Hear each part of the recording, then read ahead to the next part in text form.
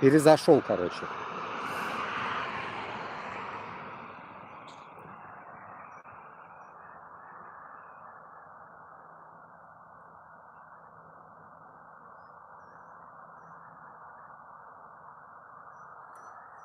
Куштау Байрам давно не читал. Давайте почитаем, что тут они говорят. Россия не собирается нападать на Украину, заявил Лавров. Россия не намерена нападать на Германию, заявила Захарова. В МИД РФ заявили, что Россия не собирается нападать на Германию. Где-то мы это уже слышали 3 года назад. Ну да. Интересно.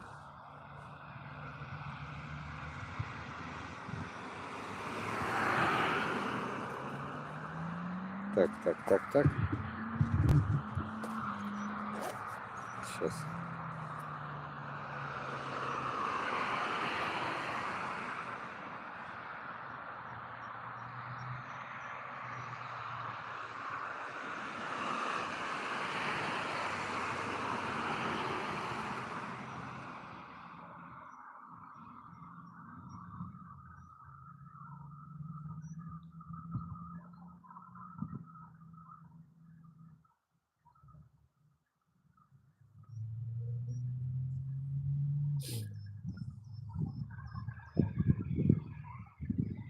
Что там опять пишут там?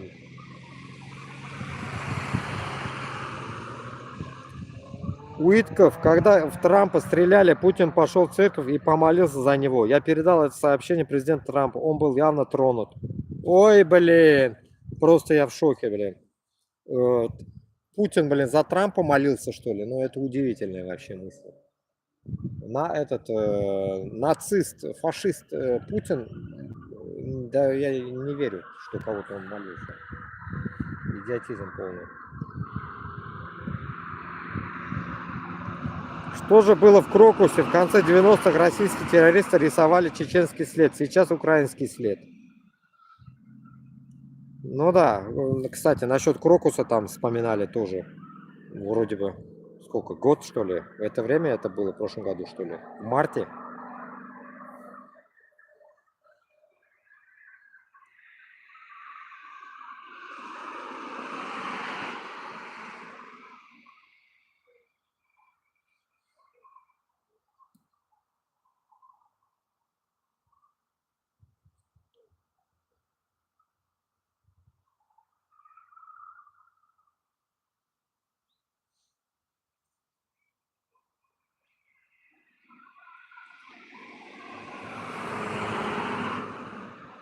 16-летнего гардеробщика из Крокуса Ислама Халилова, который вывел больше 100 человек из здания, так и не подарили квартиру.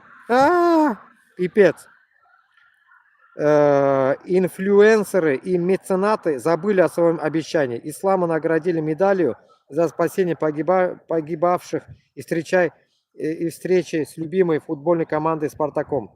Его семья получила во временное использование гнилую двушку на окраине подмосковного Путилково. В ней проживает семья из 6 человек. Вот такая вот щедрая душа, блин, узкого мира. Директор Терапевтского литейно-механического завода Владимир Баглаев рассказал о том, какой кризис переживает российская промышленность. Везде не просто снижение, а обвал. Даже крупнейшие комбинаты перестали платить, начинаются задержки. Да, кстати, насчет этого тоже. Вчера, что ли, я слушал, этот Милов рассказывал о том, что сейчас как бы все нормально, а вот когда закончится эта чертовая война, начнется писец полный, потому что работать, где вот люди работали, бабки делали, они не смогут уже эти бабки зарабатывать, ну, полная жопа придет. Так что вот такая вот ситуация ждет, так скажем, людей. Так что вот примерно так. Что я могу сказать? Готовьтесь.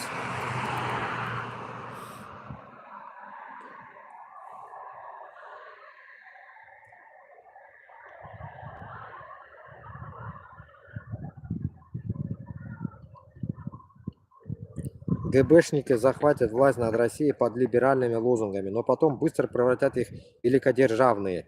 И никаких выборов больше не будет. Они будут удерживать свою власть абсолютно и ради этого даже устроят мировую войну. Александр Лебедь, 1999 год. 26 лет назад говорил. Дмитрий этот Пиздов на похоронах отца Филиппа Киркорова. Он уникальный человек, он прошел всю войну, он ветеран войны. Да-да, пол Европы прошагали, пол земли. Бедрос Крикарян родился в Варне 2 июня 1932 года. На момент начала Второй мировой войны ему было 7 лет, в 1945-м 13. Для Пескова не соврать хотя бы раз в день, значит прожить его зря. Прикиньте, да? Этот бедросик, блин, даже моложе біздің нәнәй білән қортатайлардан бәләкей, понимаешь ли, 45-е года прожил, на войне был, охренеть просто. Под стол, что ли, блин, бегал. Да, врут и не краснеют, блин, эти узкожопые. Реально, короче. Уникальный человек, он прошел всю войну, ветеран войны. Прошел войну, ветеран войны. Если 13-летним давали ветеран войны, я просто в шоке.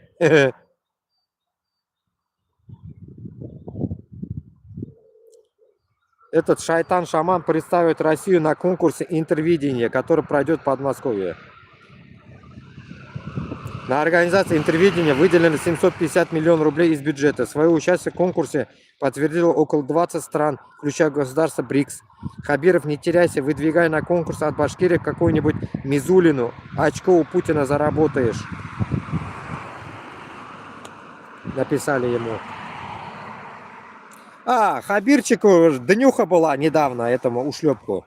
61 яшек, вот тоже башка. 61 яшка тулган, понимаешь ли. Ну это пипец, короче. 61 минус сколько там он? Два раза уже избирался, да? По сколько там? По 4 он сидит там. Там 50 чем-то лет пришел, что ли, в этот. Сколько он избрался, он, сволочь? 2 раза избрался он. Сколько? Говоришь, черт, блин. Он может быть яш, манкурт манкуртом. Ничего ему не дошло еще до сих пор. И так и сдохнет он в таком мире. Вот, Александра Скобова, блин, мужика одного, засунули на 16 лет. Просто уму непостижимо, да? Диссидента, нет, не так. Человека с большой буквы Александра Скобова сегодня обсудили на 16 лет. Обсудили. Вот его последнее слово. Я не буду останавливаться на том, что организация, в которой я имею честь состоять, форум «Свободной России». Следствие именует террористическим сообществом, хотя никакого решения ни одного госоргана, признающего форум «Свободной России» таким обществом пока не существует. Вот такая вот фигня, блин. Давайте послушаем, что он говорил. Слушай, нет будет.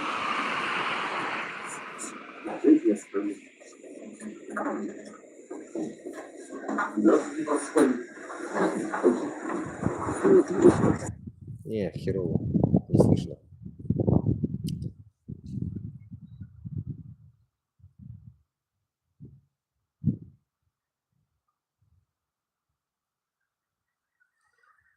Мы хотим мира и света. Возвращайтесь домой. Обломки упавшего дрона с письмами от украинцев нашли по Московской области. В ночь на 11 марта Украина совершила самое массированное с начала российского вторжения атаку дронами на РФ, применив более 340 беспилотников. На утро в карьере в деревне Игнатово, 3,5 километра от воинской части, охранники предприятия нашли обломки от одного из упавших БПЛА, а рядом 2 записки. Одно от одессита Саши, второе от жительницы Донецка Селидова Анны. Публикует их текст полностью. Меня зовут Саша, я сам одессит. Раньше я говорил по-русски и читал россиян нашим братьям, но не теперь, когда они начали разрушать своими бомбами и ракетами мою родную Одессу. Я прекрасно понимаю, что русские принесли в Одессу культуру, но одесситы народ самостоятельный. У нас своя идентичность и свои порядки, и русского мы на своей земле больше терпеть не будем. Я больше не хочу слышать этот язык. Я хочу, чтобы все, кто принес сюда войну, ушли навсегда. Теперь я говорю только на украинском, потому что это Это моя настоящая родина. Я ненавижу то, что они сделали с нами, и я не хочу их больше видеть. Я хочу, чтобы Украина была свободной и мирной, без этой войны и разрушений. И чтобы моя любимая Одесса не страдала от тех, кого мы раньше называли братьями. Это мое последнее слово на русском. Спасибо вам за это. Слава Украине, сказано в письме одессита.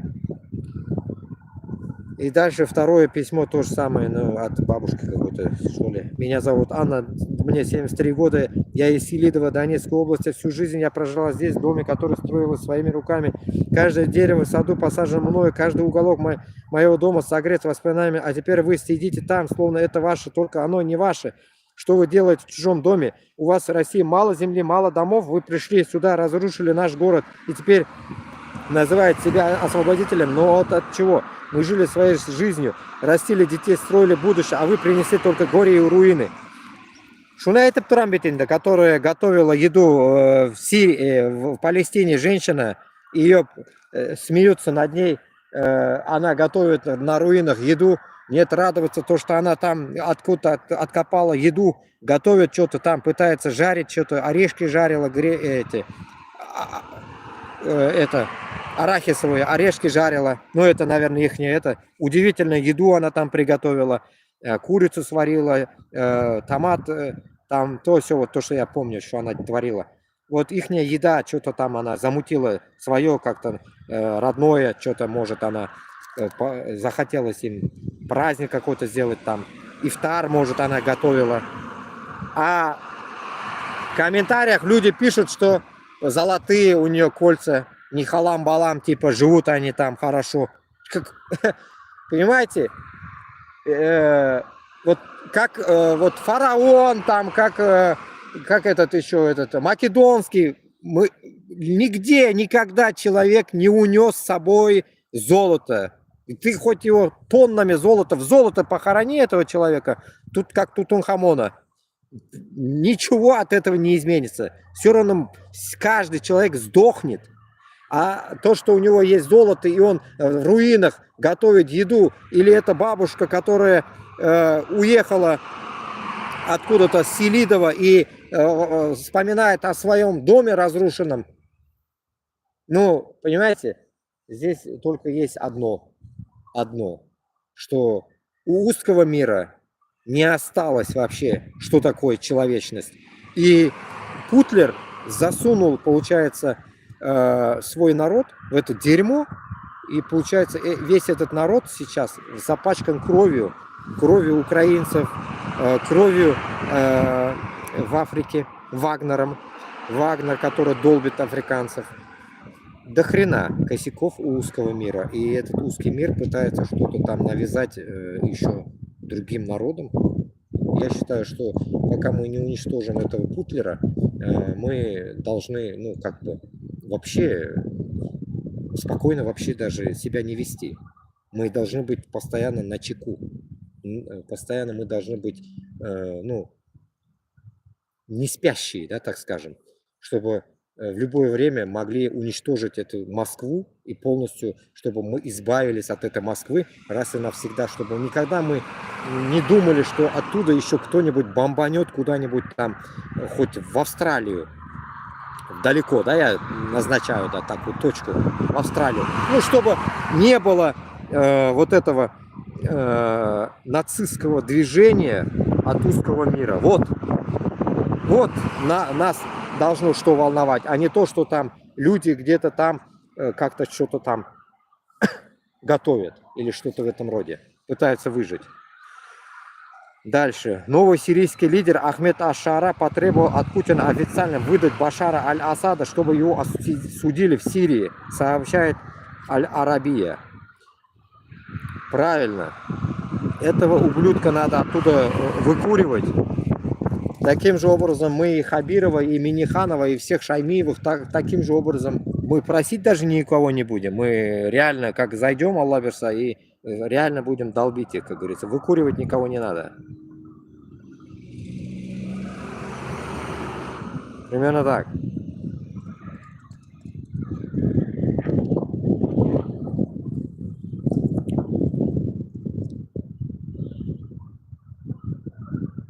Подписчик прислал находку из одной обычной российской библиотеки.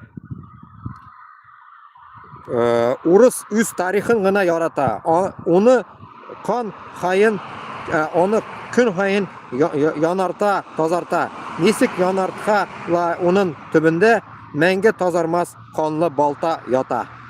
Нисә ел инде чишнәлә кан коела. Бұл вәхшилек тарих битенә йыла. Мәскәү кузгындары тарихта төкереп, тарихка төкереп, чечен халкының канын эсеп туена. Это от какой-то стих, представьте, это стих от какой-то. Подписчик прислал находку из одной обычной российской библиотеки.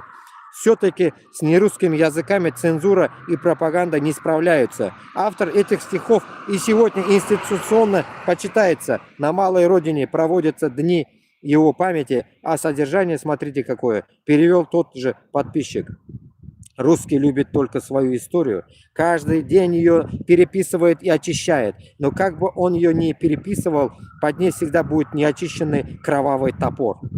Сколько лет уже льется кровь в Чечне, эта мерзость ложится на странице истории. Московские вороны, наплевав на историю, пьют чеченскую кровь. И это написано башкорт тілінде. Башкорт тілінде написано. Это удивительно. Закину себе этот в телегу тоже.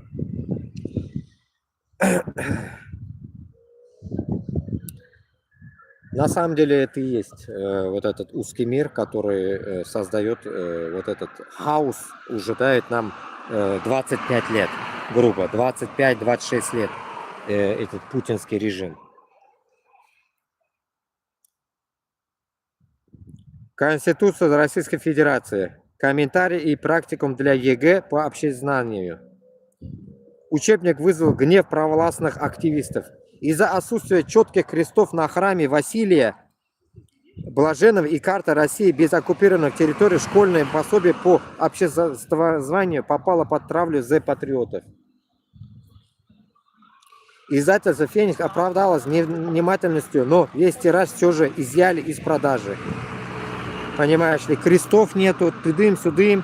Не понравилось людям все это дело. Если завтра на смену большевизма придет другая форма российского империализма, то он так же, как и прежде, обратит все свои силы против самостоятельности Украины, но на ее порабощение. Русский народ, как и прежде, будет нести тот же империализм, делать все для того, чтобы удержать Украину в порабощении.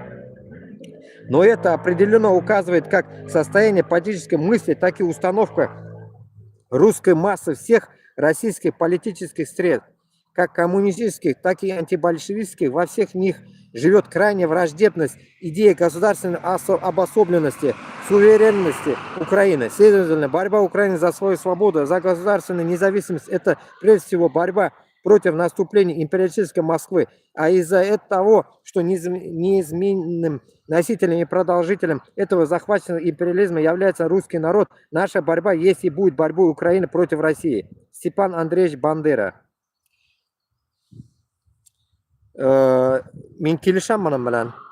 Если об этом уже тогда говорилось, получается, мы туганнар, спим. Мы реально, как говорится, спим в данный момент. И если это уже 1000 раз говорилось об этом, и мы не поднимали эти вопросы, это просто это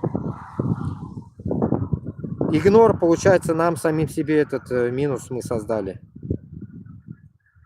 С 2021 года в Ижгаре исчезло 13 детсадов с углубленным изучением удмуртского.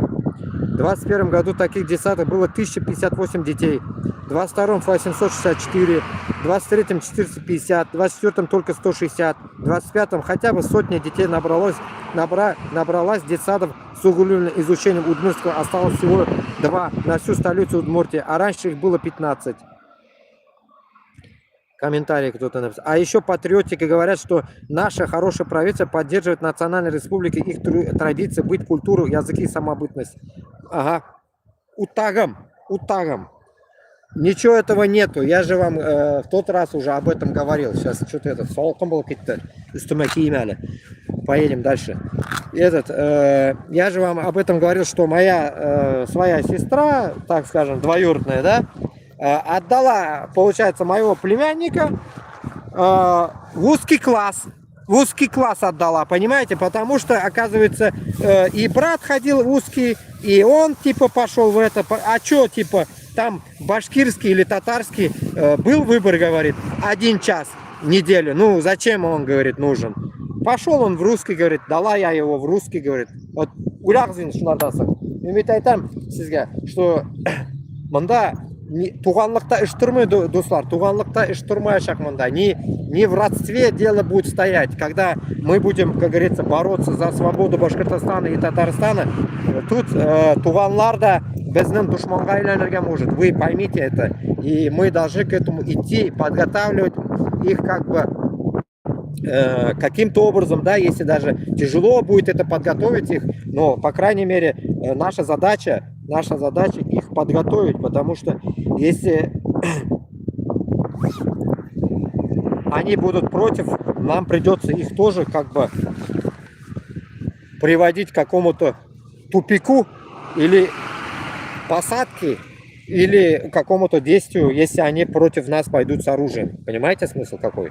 Поэтому я считаю, что туғанларны надо сейчас уже обрабатывать, чтобы они уже сейчас уже понимали, что жизнь, в которой они живут в ошибочном, лживом мире, где идет только состояние возвышения узкого мира, понимаете? И поэтому мы должны это учесть и дать им, так скажем, наводку, да, наверное, наводку тому, что наша жизнь состоит из одной жизни, много жизней у нас нету, и поэтому мы один раз пришли жить в этом мир, значит, мы должны это сделать. Ну, так сказать, что сказать, сделать. Получается, избавиться от узкого мира и создать независимый Башкортостан с Татарстаном.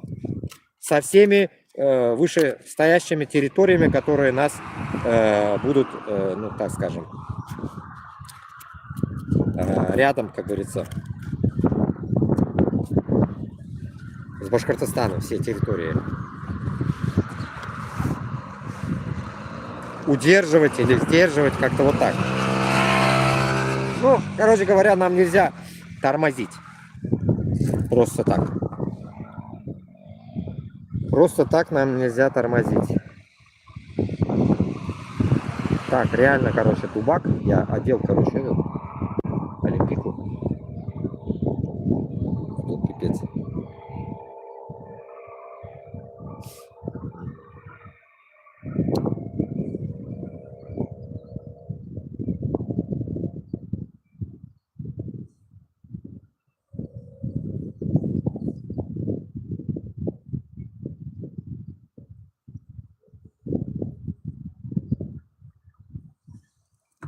Короче, читать мне сейчас уже как-то, туғанлар, неудобно будет. Бисмилля, короче, поедем потихоньку, потому что это время сколько уже? 4:40.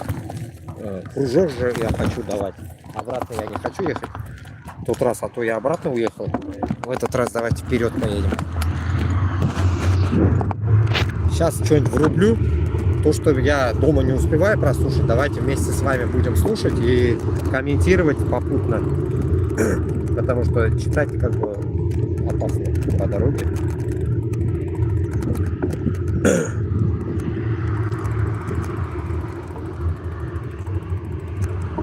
Ну-ка, вот.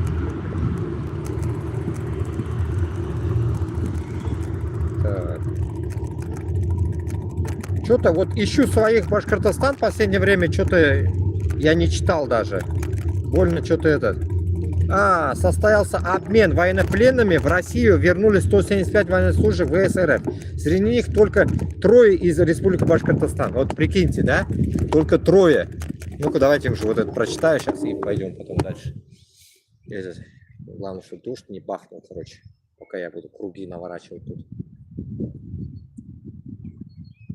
Как будто это капает что-то или что. Публикуем список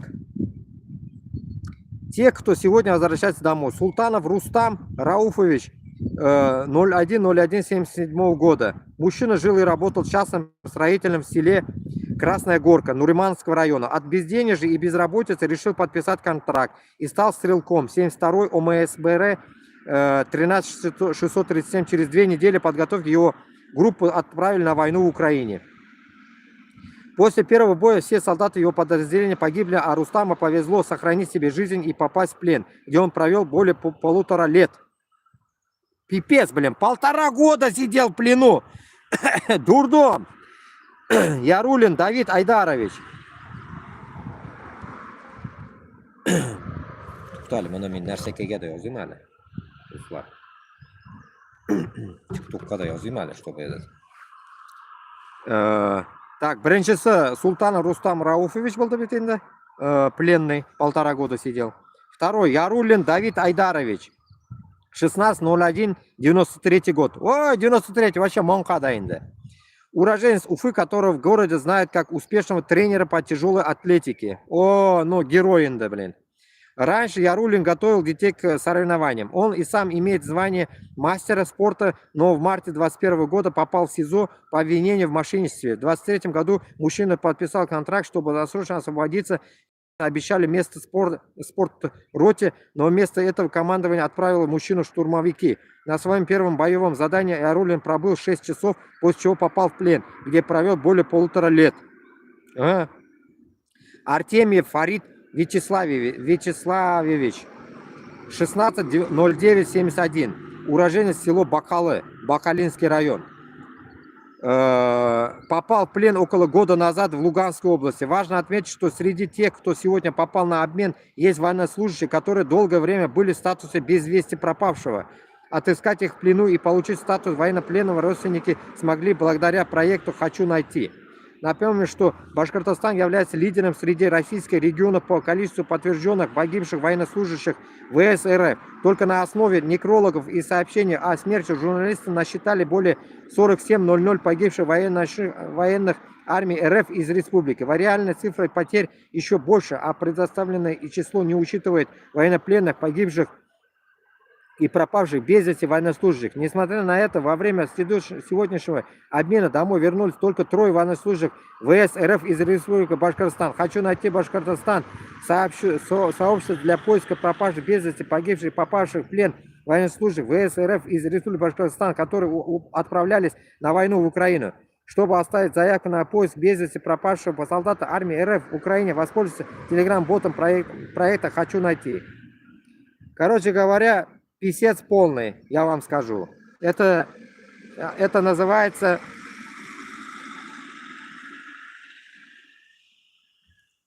овчинки выделки не стоят. 150 киши шыққан, шундан 3 күні Башқұртстаннан шыққан. А Татарстан қоя? Татарстаннан даже ишетілмей қоя, татарлар қоясың, не аңнамайм. Получается, значит, понимаете, как получается? Урыслар только үзлерінікін құтқара. А сіз даже пленныйлар даже керекмейсіз, понимаете? До такой степени нужно это понимать, туғанлар, что сіз до такой степени шупшарсыз, мусор, понимаете? Вы мусор, а вы не люди, вы мусор, понимаете? После этого вот, я вам вот прочитал, я из воздуха не беру, я вам прочитал, что реально тут только можно понимать, что вы мусор, которые даже из плена не хотят вас вытаскивать, потому что вы уже ушли, Башкортостан, Татарстан, под утилизацию вы ушли, вы уже не нужные люди. И после этого вы идете до сих пор что-то доказывать нам, которые хотят независимость Башкортостана и Татарстана. Какого вы вообще, какими мозгами вы вообще живете? Я просто шокируюсь порой иногда вот такими вещи, которые я читаю. Узем даже ушим ките. Я это раньше не читал, вот я приват читаю это. Вот полный абсурд того, что башкорты, татарлар попадают под такую раздачу и даже, ну, как сказать, привилегий даже нету. Привилегий нету, что вы вообще сіз вообще люди или нет? И я не знаю, зачем такое, блин, да? Вот 175, да, опять дальше почитаю. Состоялся очередной обмен военнопленными, ну вот это как обычно. Вот одним из тех, кто наконец вернулся домой, это стал тяжело раненый Алексей Барунов. Его жена Наталья не опускала руки ни на день. Вот. Получается, узкожопые поменяли только на узкожопых своих, понимаете? А вы даже не нужны. Не говоря о том, что там про Башкортостан только троих сказали. А другие кто там есть еще? Буряты там, чеченцы, Дагестан. Вообще кто-нибудь есть там в этом плену? Я не могу понять.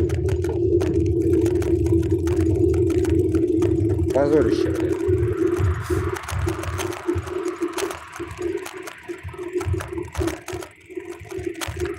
Ну тут вот до этого грузили, оказывается, столько людей. Но это давно, 23 февраля грузили.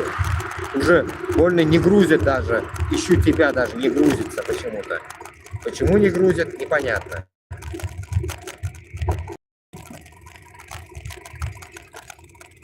Короче, я одну в тот день что-то видел, хотел послушать, я таки не смог послушать. Давайте, если я найду его, сейчас давайте послушаем разговор Лига свободных наций. Давайте мы его послушаем, пока едем. Так, сейчас я поищу его.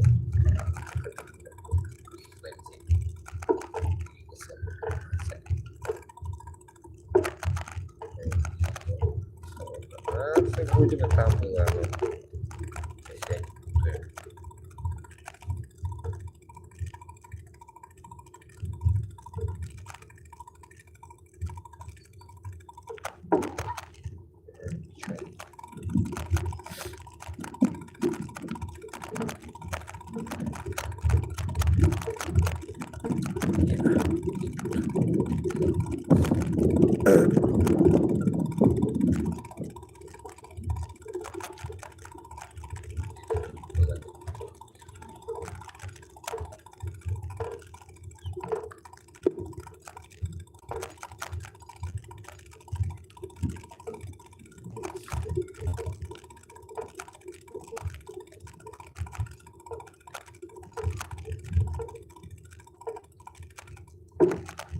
Дождик капает, черт. Валить надо быстрее, пока не получше.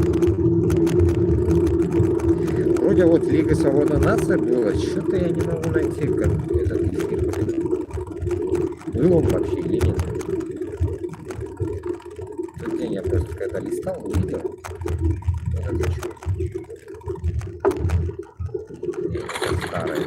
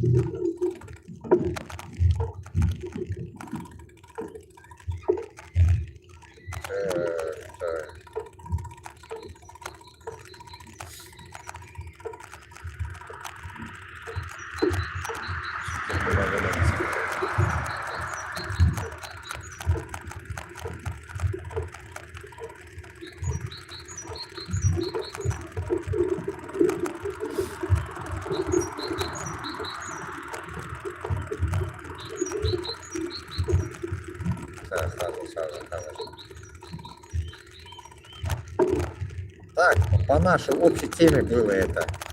Кто смотрел его или нет? Там вроде бы этот Руслан Айсин, Габасов что-то говорили, должно быть говорить. Этот эфир я видел и не могу сейчас найти.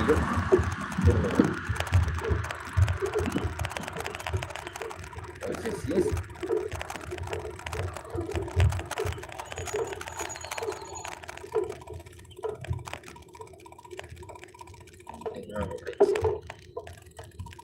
Трансляция.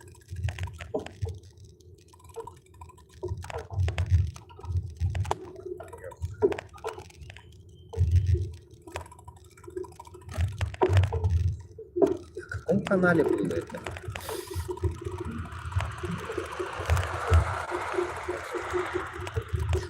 Сохранить надо.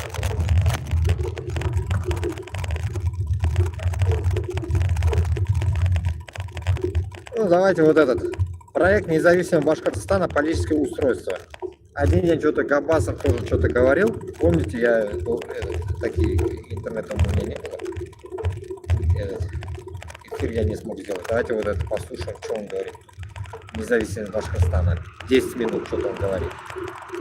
Салам алейкум, хурматли милләттәшләр. Просто для фома, так скажем. Подписчики канала Комитета Башкирского национального Сейчас. движения за рубежом. Ближе я Меня сделаю. зовут Руслан Габбасов, я являюсь руководителем этого комитета. О, дождик начался. В апреле 2023 года на Курултае Башкирского национального движения за рубежом был представлен и принят проект будущего независимого Башкортостана, который написали я и мои соратники. И сегодня на сегодняшний момент это единственный проект, которым мы описываем, каким мы видим будущий независимый Башкортостан, каким он будет. И сегодня это второй выпуск. В первом выпуске мы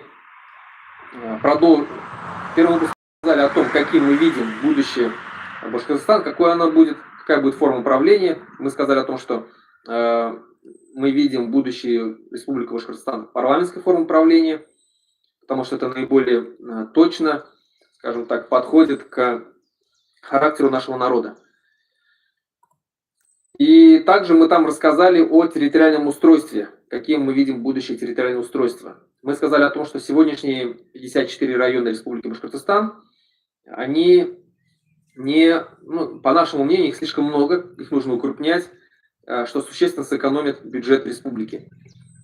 И будущее название тех территорий, которые образуются, административное устройство которых, мы назвали кантоны. Сразу здесь надо оговориться, что они никакого отношения к кантонам сегодняшней Швейцарии не имеют. Почему кантоны? Почему выбрали название кантоны? Потому что именно так назывались административные устройства, административное территориальное деление в первой Башкирской республике, Республике Башкортостан. Там они назывались кантонами. Так вот, по нашему проекту у нас в республике образуется 22 кантона. Мы также перечислили там столицы этих кантонов, административный центр, скажем, да? Иштиля ведь?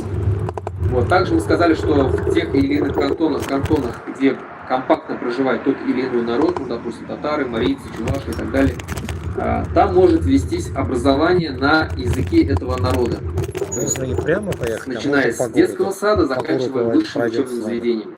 То есть, допустим, если в Жигулятском районе проживает много чувашей, в Жигулятском кантоне, да, проживает много чувашей, и там может вестись образование на чувашском языке, с детского сада, заканчивая высшим учебным заведением. Но здесь надо оговориться, что высшее учебное заведение по нашему проекту могут быть на языке других народов, могут быть только частными.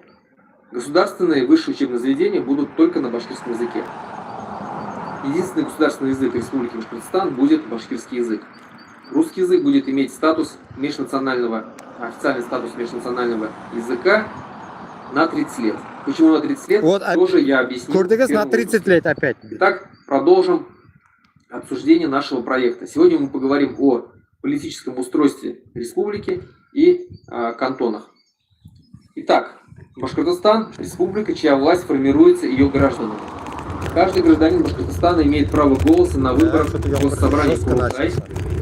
Это нижняя палата парламента, которая будет утверждать правительство Башкортостана, так и в палату кантонов. Это верхняя палата парламента, представляющая избранную власть кантонов, как в голосовании по одномандатным округам, так и в голосовании по избирательным спискам партий или коалиций. Президент Башкортостана выбирается на совместное заседание двух палат национального собрания. То есть парламент, название у него будет национальное собрание, которое будет состоять из двух палат. Нижняя палата – это Госсобрание Курултай, и верхняя палата – это палата кантонов. Отдельную систему составят органы, призванные гарантировать конституционный строй республики, включая Конституционный суд Башкортостана. Здесь, наверное, понятно, да? То есть, что Конституционный суд будет отдельной ветвью власти, которая будет не подчинена никому. независимая. Высшим органом власти республики, формирующим ее исполнительную и судебную власть, будет двухпалатный парламент, национальное собрание, так мы его назвали. Нижняя палата парламента – Госсобрание Курултай, верхняя палата парламента – это палата кантонов. Законы Башкортостана принимаются Нижней палатой, Госсобранием Курултай, вступают в силу после подписания президентом. Госсобрание Курултай состоит из депутатов, избираемых по одномандатным округам из списка республиканских партий и коалиций. Я уже в первом выпуске тоже сказал о том, что в будущем независимом Башкортостане все федеральные партии сегодняшние будут запрещены. Вообще, то есть осуждены даже такие партии, как Коммунистическая партия сегодняшняя и Единая Россия. Вот. В будущем независимом Башкортостане будут действовать только республиканские партии. Они могут быть разные, разного направления. Это могут быть либеральные партии, это могут быть консервативные партии, это могут быть национальные партии, это могут быть религиозные партии, это могут быть зеленые, это могут быть социалисты и так далее. Левые, правые, какие угодно. Главное, чтобы эта партия набрала 5% барьер и прошла в Госсобрание Курултай. Дальше. Правительство Башкортостана. Башкортостаном руководит его правительство. Кандидатура главы правительства вносится. Вот здесь я не согласен. Короче, когда он в тот раз, да, на том эфире тоже он что-то говорил, я его должен был обсуждать, у меня интернета, как обычно, не насчет партии. Партии Ларна, он говорил, что там будет какая-то русская партия. Какого-то района, допустим, где живут узкожопые. А я скажу одно, что партия Урысларга вообще берилмейшая. Какой там партия, нахрен? Урысларга партия тут пысада болмаска дейжонда. О каком речь идет партии русских? Вот этого я не могу понять. О, белые цветочки такие. Вот, кудрявые. Нинди буларга может инде нарсяке у Руслана партийца. Меня поражает иногда Габбасова. Короче, я думаю, он кафленный, короче. Кремлебот какой-то. Вот у меня такое чувство. Потому что her vakit üzerine işinde Ruslarını yokluyor. Ruslarını yokluyor. Нет, он потом начинаете вы его защищать, он прав туда-сюда. Где прав? Где прав? Когда он про русских что-то говорит, где он прав? Когда Хазар Русларны, как говорится, которые нас сейчас гнобят, в армию отправляют всех нахрен. Получается, это нормально? Точнее, это не нормально, а в то же время внутри это нормально. Понимаете? Вы сами двуличные какие-то, понимаете? Поэтому вот от этого двухстандартного, так скажем, дебильного, так скажем, положения, я считаю, нужно, как-то вот минимум избавляться. Почему? Потому что жизнь лицемерие, да ведь, ничего хорошего не приведет. Потому что лицемерная жизнь, это вот это и есть. То, что сен бір қолыңмен айтасың, что Урыслардан біз құтыларға тиіспіз, независим болуға тиіспіз, а в тот же момент айтасың, что жоқ, Урысларға біз bütün әйбірні дадим, они будут такими, и у них еще будет у них парламент, будет у них, точнее вот это, как это, депутаты будут у них, свои по районам. Ну, какие-то вот реально вы какие-то странные люди. Вот я так считаю, короче. Ну, это полнейший абсурдный идиотизм. Того, что Урысларга вы даете какие-то поблажки того, что им что-то в данный момент нельзя, уничтожить надо на Путина, ну а потом мы им дадим как внутри. Нахрена? Вы вот меньше норгами Габбаса bilan aytamiz, ko'p jeri bilan men kelishim nорmal, потому что он aytgan so'zlari странные он. Вот. Видите, как открывается уже? Магнолии.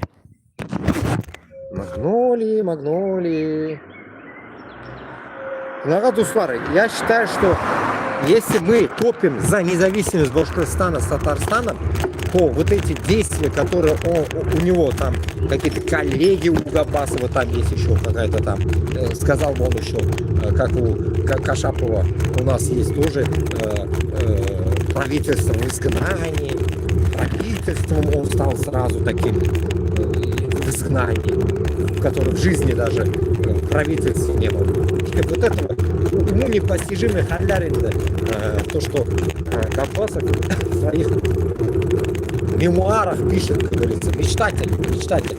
Поэтому я считаю, что урыстарға бірнинди граник ошыларға тиіштуді, бірнинди. Потому что мы раз и навсегда должны запомнить, каждый башкир и татар. Оларға пощады не должно быть. Поймите одну вещь. Им не должно быть пощады. Если им будет пощада, значит, лучше вообще не возиться этим, так скажем, делом. Если ты не можешь ответить своему положению, да ведь, положению, как говорится, что ты топишь за независимость и в тот же момент даешь одной рукой, типа, воруешь, левой, допустим, или там правой, а одной рукой, получается, помогаешь. Воруешь и помогаешь. И как можно понимать вот это? И там одной рукой ты убиваешь, а другой оставляешь живым. Поэтому, я против этого всего идиотизма, который он говорит. Идем дальше. Да слушай, мало говорит, там 10 минут. Президентом и утверждается Госсобранием Курултай, Нижней Палаты. Левые, правые, какие угодно. Главное, чтобы эта партия набрала 5% барьер и прошла Госсобрание Курултай. Дальше. Правительство Башкортостана. Башкортостаном руководит его правительство. Кандидатура главы правительства вносится президентом и утверждается Госсобранием Курултай, то есть Нижней Палаты. После чего он назначает исполняющих обязанности министров. Верхняя палата парламента, палата кантонов утверждает министров в должности. Красота, да? То есть глава правительства назначает исполняющих обязанности министров, а уже их утвердить в должности должна Верхняя палата парламента, палата кантонов. Госсобрание Курултай может сместить правительство, после чего президент должен внести в него новую кандидатуру главы правительства. В случае неспособности Госсобрания Курултай утвердить нового главу правительства после смещения предыдущего в течение 3 месяцев президент объявляет досрочные выборы. Ну, здесь, наверное, понятно, да? То есть Нижняя палата Госсобрания Курултай, состоит из депутатов разных партий, может сместить правительство в любой момент, если что-то его не устраивает, после чего президент уже назначает нового главу правительства и так далее. Это я уже зачитал это, да? А дальше, президент Башкортостана. Какие обязанности, полномочия у него? Президент Башкортостана, избираемый на совместном заседании депутатов Госсобрания Курултай и представителей палаты кантонов. То есть он избирается на совместном заседании Национального собрания 2 палат, Нижней и Верхней палаты, и выполняет представительские и конституционно-арбитражные функции. То есть представление кандидатуры главы правительства, подписание законов и объявление досрочных выборов. Президент может быть досрочно смещен с должности за превышение своих полномочий на совместном заседании Госсобрания Курултай и Палаты кантонов на основании заключения Конституционного суда Башкортостана. Президент обязан знать государственный язык Республики Башкортостан. Но здесь тоже, в принципе, все понятно. Здесь хочу отметить то, что мы будем строго следить за тем, чтобы президент Башкортостана знал башкирский государственный язык. Потому что, кроме Муртазы Рахимова, последующие 2 правителя Республики Башкортостан, Рустем Хамитов и Ради Хамиров, они не владеют башкирскими языками, а также кандидаты, которые баллотировались главы республик, президенты республик, они также не владели башкирским языком. Мы помним, много различных было их, там и Сухарева всякие, кого только не было, многие они вообще не владели. Это даже такие кандидаты в президенты будущего независимого Башкортостана даже не будут допускаться, если они не будут владеть башкирским языком. Дальше. Палата кантонов. Это верхняя, как я сказал, верхняя палата парламента. В палату кантонов избирается по 2 представителя от каждого кантона. Избираются гражданами Башкортостана, зарегистрированных в соответствующем кантоне.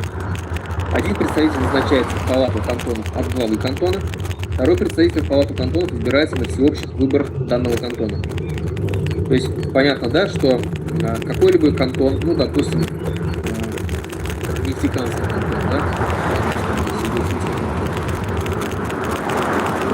они назначают двух своих представителей в верхнюю парламента. Первый представитель назначается от главы кантона, который также будет избираться жителями этого кантона. А второй представитель будет избираться на всеобщих выборах этого кантона. Второй представитель палаты кантонов, да? Палата кантонов одобряет, то есть это верхняя палата, да, одобряет принятые Госсобранием Курултай законы и предлагает ему к принятию свои законы. Палата кантонов утверждает предложенные главой правительства кандидатуры министров, а ее депутаты участвуют в избрании президента на совместном заседании с депутатами Госсобрания Курултай. Ну, наверное, здесь тоже все понятно. На этом все. Надеюсь, все понятно. Что непонятно, пишите в комментариях, будем обсуждать. В следующем выпуске мы будем обсуждать экономику независимого Башкортостана. На этом все.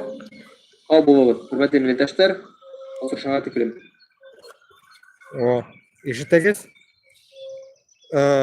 Ну, что тут можно сказать?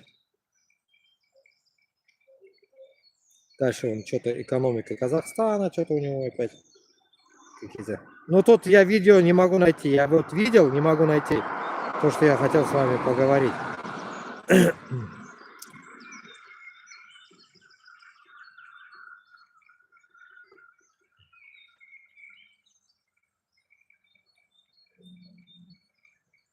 Айтамби, көп жерлері білән мен Габбас білән келішмеймін, потому что он все упирается узкому миру. Через упор узкого мира мы должны отойти уже. Там можете упираться, допустим, Казахстану, упираться каким-то законам Узбекистана или какой-то... Это тоже, как говорится, какой-то вариант. Но не узкими упираться какими-то тупыми действиями узкого мира. Это полный, знаете, нәрсе дегені бұл? Деградация башқұрт һәм татар халқын. Типа біз шундай тупойға айланганбыз, что мы не можем без их, короче, законов дальше что-то строить. Поймите одну вещь. Пока мы, получается, вот таким образом будем думать, узкожопые, как говорится, будут над нами, само собой, насмехаться. Это так легко сказано. А то, что еще внутри будет бардак после того, как мы это все уничтожим, вы думаете, что, сразу узкожопые так успокоятся, что ли?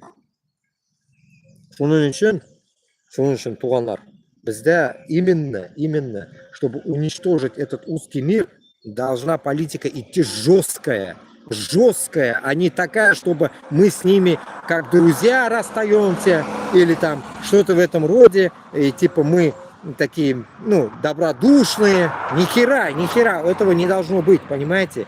Бізде конкретно должно быть такое жесткий, ничек отың білән ойрыласың, допустим, или ирің білән ойрыласың, шундай сразу бухты барақты, сразу бум, шулай үзілерге тиіш оралар, понимаете?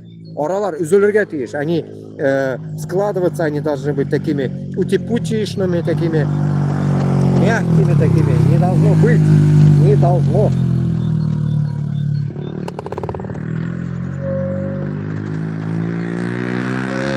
Ну, Михаил Дуслав, поедем сейчас дальше вот туда.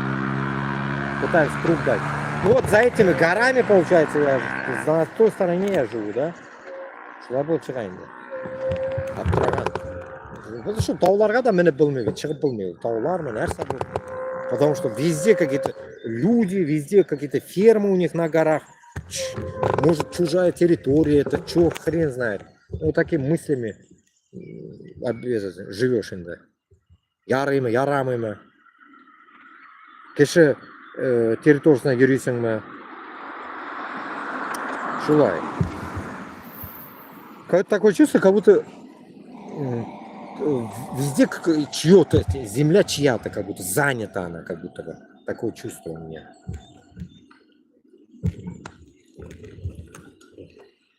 Собачки, собачки.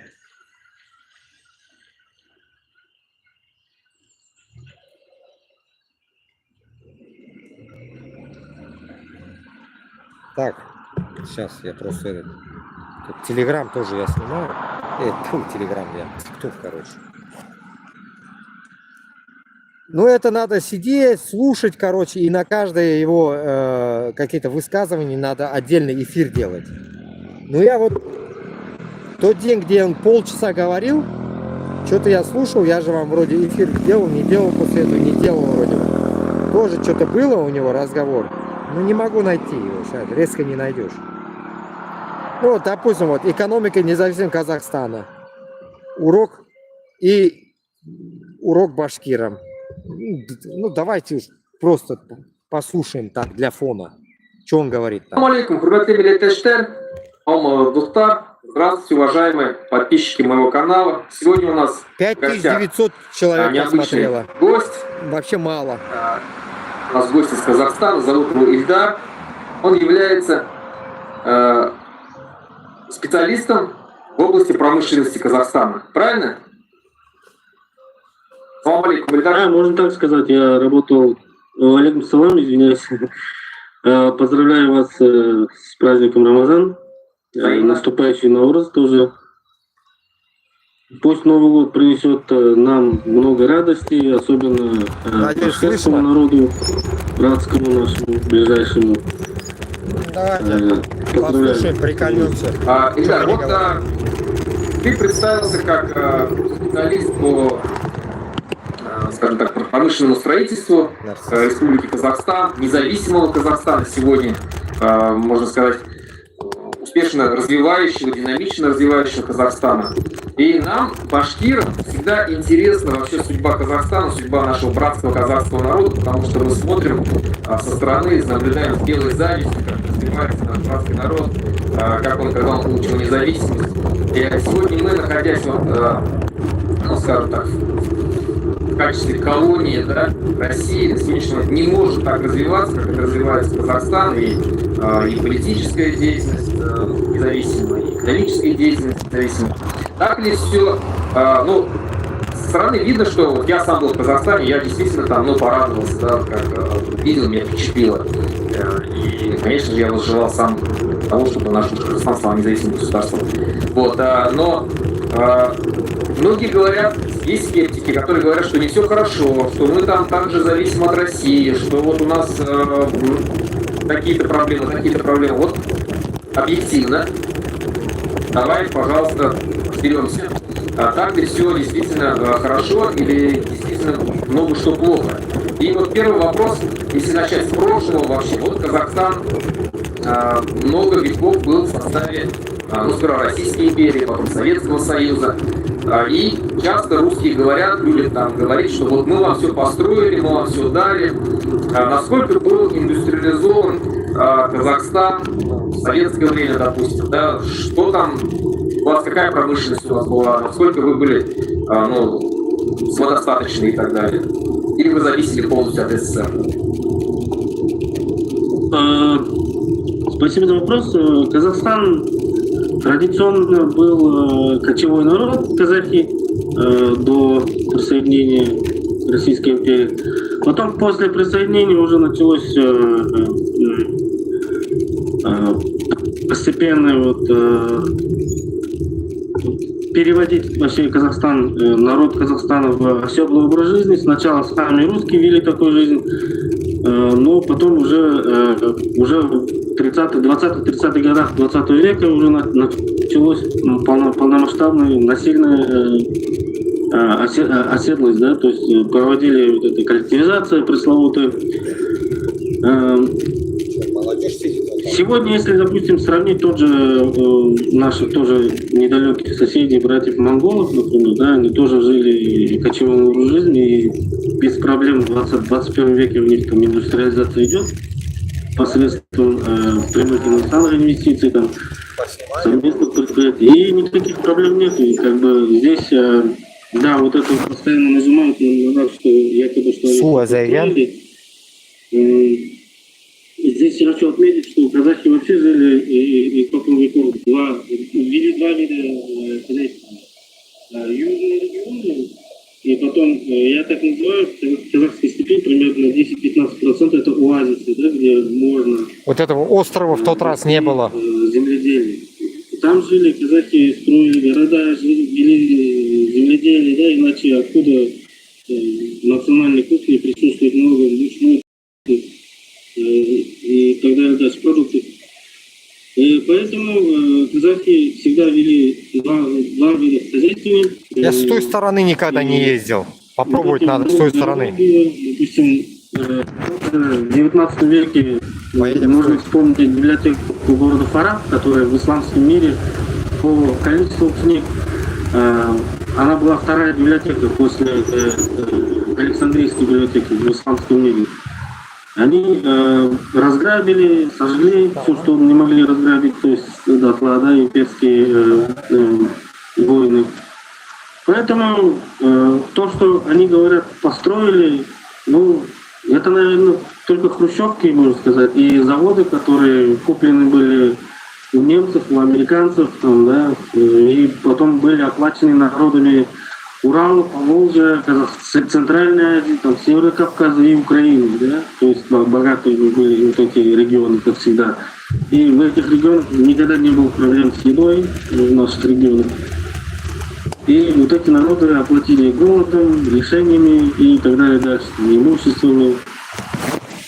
До сих пор ведь находят в Астрологической Республике, в разных частях Казахстана, там, каких только денег не находят, монет, римских, византийских, арабских, китайских. И даже монеты находят. И для кого не секрет, что через Казахстан проходили основные торговые пути. Во время Золотой Орды там располагалось очень множество городов различных, конечно же. Ну а вообще вот хорошо, что-то все равно там было построено при Советском Союзе, там промышленность развивалась, произошел смена эпохи, СССР рухнул, Казахстан стал независимым государством. Насколько экономика Казахстана, да, вот скажем так, изменилась, да, с того времени. Можешь рассказать про это? А что? Да, несомненно, начало Советского Союза полностью индустриализировал Казахстан. В 20-30-х годах началось освоение нефтяных месторождений, некоторых месторождений меди в центральном Казахстане, угля. Тот же город Караганды был построен в 20-30-х годах. Туда завезли много переселенцев Донбасса, Кузбасса, тех традиционных угольных регионов. Также с Перми, в тех краях очень много наших братьев-татар, там они занимались угледобычей. Вот. Начали строиться железные дороги, но в основном железные дороги были построены для того, чтобы вывозить ресурсы из Казахстана в сторону России. Построены были электростанции на угле, которые некоторые до сих пор работают. То есть действительно очень много было построено, но основная индустриализация, допустим, уже где заводы полуфабрикатов, да, которые выпускают второго передела, да, в металлургии. Потом очень большое количество месторождений были раскрыты в 30-х, 40-х, 50-х годах. И в 60-х Ведуха отсюда лучше, да? Класс. Они все выросли уже во втором этапе индустриализации. То есть Советский Союз действительно полностью изменил ландшафт Казахстана. Казахский народ Казахстана уже, который уже перемешан с другими уже представителями разных вокруг Советского Союза, специалистами, уже стал более индустриальной страной. Ну, а традиционно Казахстан называли материально-техническая база СССР. Вот. Потом начали появляться большие индустриальные центры в Казахстане в советское время. И самое интересное, также развивалось сельское хозяйство. В Казахстане. Оно механизировано было, в отличие от многих регионов России, по словам тех же людей, которые откуда-то с разных регионов России приезжали, и они удивлялись, что в Казахстане есть комбайны, трактора, все новое, там, то есть полностью механизировано сельское хозяйство. С другой стороны, если вот мы посмотрим последствия всего этого, допустим, сегодняшний день, когда уже Союз развалился, и мы посмотрели, что мы в итоге получили, да, если по тем же данным советских специалистов, исследований, наблюдений, вот эту степень опустынивания в казахской степи было 20-25% в начале 20 века, то в 90-х годах у нас уже была степень опустынивания порядка 60-70%. Казахская земля, она скудная, и испокон веков казахи вели кочевой образ не из-за того, что они какие-то ленивые или какие-то другие, не такие. Люди приспосабливаются к окружающей среде, и они видели, что в среднем, например, в Казахстане плодородный слой почвы составляет, так как я в разных уголках строил, от 10 до 15 сантиметров. То есть земля очень скудная у нас. Она подходит только к скотоводчеству. И поэтому я называю некоторые оазисы там, вдоль больших рек или вдоль гор. Там всегда вели земледелие, те же казахи испокон веков и переселенцы, скажем так, с других частей Российской империи. Я бы, наверное, добавил бы, Ильдар, здесь, что помимо того, что они построили, и плюсы, как бы, да, но минусы, которые ты говоришь здесь, но надо же и то, что Аральское море, да, насколько высохло в результате их всех этих экспериментов, и Байконур, и взрывы Семипалатинска. Это же тоже, все это же никуда не деться. Все с этим жить сегодня. Да, на территории Казахстана находилось более 10 биолабораторий, где биологическое оружие различные там выпускали, и около 20 ядерных объектов различных. Ну, это то, что я знаю. Может быть, больше, которых мы не знаем, да, до сих пор, которые не все там секреты еще раскрыты. Поэтому, возможно, больше. Также ядерное оружие испытывалось очень сильно в добыче нефти и газа. Для того, чтобы создать подземное хранилище, там месторождение Карачаганак, это Западно-Казахстанская область, на границе с Оренбургской областью, там проект был Лира, назывался, и взрывали под землей ядерные бомбы. И люди, которые там в этом месторождении работали, некоторые страдают потом от последствий воздействия радиации до сих пор, по сей день. Башкирам это знакомо. У нас в моем районе было 2 подземных взрыва, Кама-1, Кама-2, чтобы создать вот подземные вот эти резервуары для хранения химических отходов. То есть так они поступали везде, но я знаю, что в Москве. Здесь остановлю и добавлю свое. Вот смотрите.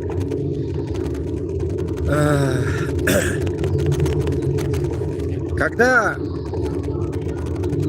человек родился, получается, в Башкортостане, Татарстанда, у него видение своего ракурса очень сужается. Очень сужается. Почему? Потому что ракурс у него только для места его рождения. Он дальше не может, так как сказать, это видеть. Почему? Потому что это нужно прожить. Прожить. Когда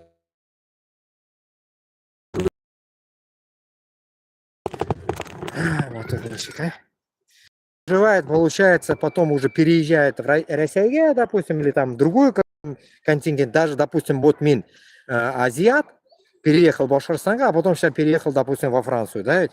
И я вам могу, как говорится, по полочкам раскидать как что.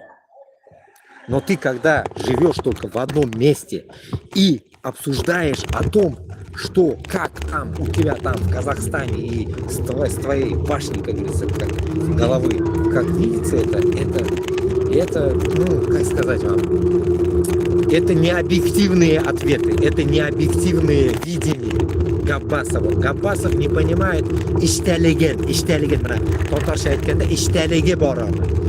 А вот если ты проживаешь, допустим, в Казахстане, потом переезжаешь в Башкортостан, башқұрт бола тұрып, башқұрт болып Башқұртстан как күшсе, Казахстанны тәмін біліп тұрып, потом күшсең енді, другое дело. Но ты, когда ты никогда в жизни этого не видел, не ощущал, и ты об этом начинаешь засуждать с каким-то человеком с Казахстана, но это, как сказать, видит он, получается, как вот один день, что-то такое я читал, Луна, допустим, да, половина Луны, почему мы не видим, оказывается? А потому что половина Луны, оно тоже видно, просто нам, на наш глаз не дается видеть, прикиньте, он ничего не закрывается. Луна, оказывается, не закрывается, как я понял, полностью. Просто біздің көзімізге шул яртысы ғана көрінеді екен. Шулай эшләнгән ул. Кояшны лучи попадают на Луну таким образом, чтобы мы видим только эту часть. А так, оказывается, она целиком. А Луна всегда целиком. Не бывает, что пол Луны мы говорим, о, ярты ай, деп сөйләшәбез бит инде. Ни хера. Это тут то же самое у Габбасова. Он, получается, видит, получается, только одну только часть. А внутренне иштәлеген Габбасов бәлми. Только понаслышке он может понять, что творится там внутри. Поэтому, когда ты сравниваешь и пытаешься строить какую-то свою независимую страну, ты не имеешь права вообще отталкиваться от какой-то страны, пока если ты сам не ощутил, как там. Сравнивая независимость Башкортостана с Татарстаном, мы не можем это брать, допустим, Дубая, брать жизнь из, допустим, из какого-то там Индии там, или там из Европы или что-то. Вот они так живут. Так. Мы говорим, да, вот так нам надо жить, но мы не можем его копирнуть, потому что Казахстан это Казахстан, Башкортостан, Башкортостан, Татарстан, Татарстан. Һәрбер халыкны үзенә эчтәлеге булырга тиеш. Ул бар. Ушул эчтәлекне мы должны, как говорится, донести народу, а не копировать какие-то мысли каких-то людей или какое-то положение, что там вот у них там вот так, и мы тоже должны вот так. Ни хера подобного. У каждой страны есть свои минусы и плюсы. Поэтому, когда, исходя от этого, когда мы сравниваем рассеянно, когда нет дорог, я вам говорю, что надо брать только хорошую сторону брать. А если мы начнем копировать все дерьмо из других стран, у нас тоже такая же дерьмовая страна получится. Понимаете? Поэтому, когда ты берешь, допустим, Норвегию или Казахстан, ты смотришь, ага, в Норвегии асфальт хороший, значит, в Башкортостане асфальт надо хороший делать. Казахстанда что хорошее? Ага, Казахстанда вот так, заводы есть, ага, понятно, значит, нам надо побольше завода сделать, понятно. Но вот с землей что-то фигово, у них пустыня, ага, значит, у нас не пустыня, ага, значит, плюс-минус. Вот, понимаете, вот так. Сравнивать вот это, я считаю, это, ну, блин, легко сказать, быть тупым, что ли, я не знаю, быть. Не знаю, вот как его можно красиво сюзляргауна, блин, но вот этот идиотизм того, что сравнение син былмаган давлятны, я считаю, это неправильно. Син должен почти для начала пожить там или хотя бы инструктироваться с такими людьми, которые приехали в Башкортостан откуда-то там, оттуда-то там, допустим, с Америки, и он тебе рассказывает, как там есть жизнь. Вот он сам же в Литве живет, вот он может описать полностью жизнь Литвы. Примерно вот так, но не так, что ты сравниваешь Казахстан с Башкортостаном. Если бы оно было бы одинаковое, то біздің башқұрт білән қазақтар никогда бы раздельно и не жили бы. Почему-то есть Республика Башкортостан и есть Республика Казахстан. Разные территории, значит, у нас все разное. Значит, нужно просто делать выводы оттуда, что, значит, у них независимость есть, но с минусами. Минусы независимости – это ихние диктатурные президенты. Это раз.